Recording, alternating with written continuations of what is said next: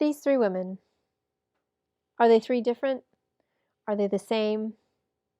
They're actually the same person experiencing all the things that go within perfection, pleasing, and performance.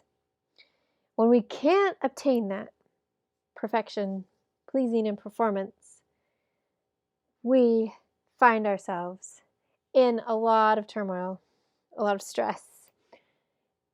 That is not the goal of our lives. The goal of the life is not to have this idea that we can do things perfectly. But there is one person that tries to trick us into that. That storm, that constant barragement of, well, that wasn't so great, or, oh, okay, if that's what you want to do. It's that voice that's in our mind, and I call him the shame shadow. That shadow that's constantly following, it stirs within ourselves such upheaval. So the concept of this storm, this idea of things just swirling around and never really leaving you. Every time you have light, you're going to have a shadow behind you. And this shame shadow constantly barrages, constantly tries to get in and starts to pull at where you are weak. For me, it was this idea of perfection, of performance, and of pleasing others, right? Keep everything calm, keep everything good. We'll just kind of keep going through the day.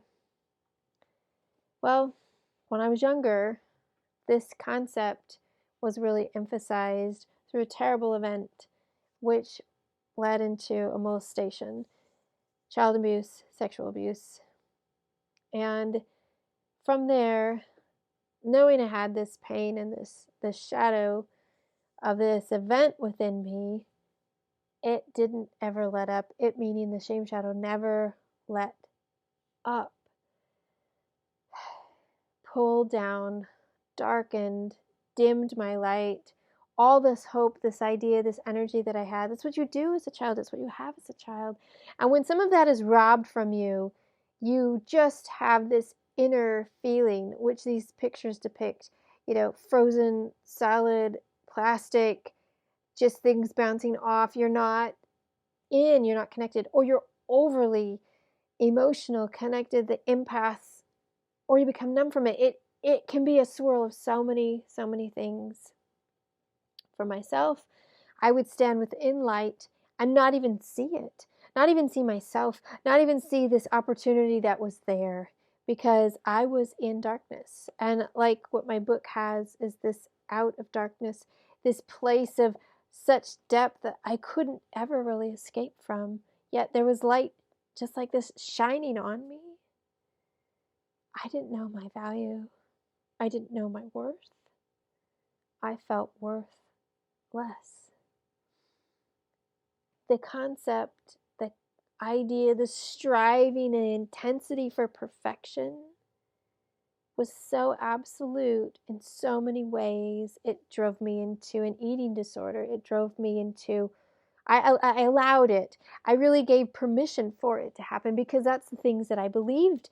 I thought, well, that's the things that just keep hammering me with, so that must be true, no matter what anyone else was saying.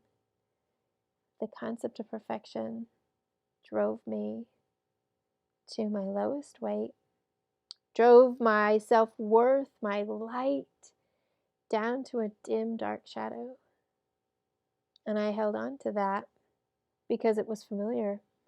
And even in that familiarity, it became a comfort cage, and I was trapped there. I didn't want anyone to know. I was so ashamed by all of that. And of course, the shame shadow is just feeding more and more into it.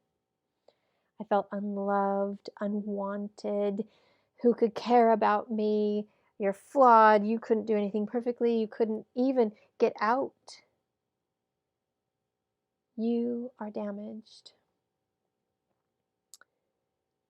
And when I started to meet other people with these similar stories, we started to connect and understand what Me Too actually was. The hope, their support, There are tragic stories. There are heartaches. And I am not one to stay within the darkness. I am not one to dwell within that. I am one to seek for light. I am one to find it, to find pinpoints of light, to find hope, and then to change to become a beacon of hope. The concept of me too, of striving, of knowing that there was real hope out there. That was light. And I reached for it. I ended up leaving the comfort cage and entering into a zone of learning that was empowering, left me completely open and vulnerable. And my best learns happened there. I want to share with you within this book that you too can find that. There is always hope. There is always light being cast. Do we look down as it's shining on us? Or do we finally look up to it? Do we look to the back where it's always in a dark shadow? Or are we going to face it? What are you going to do?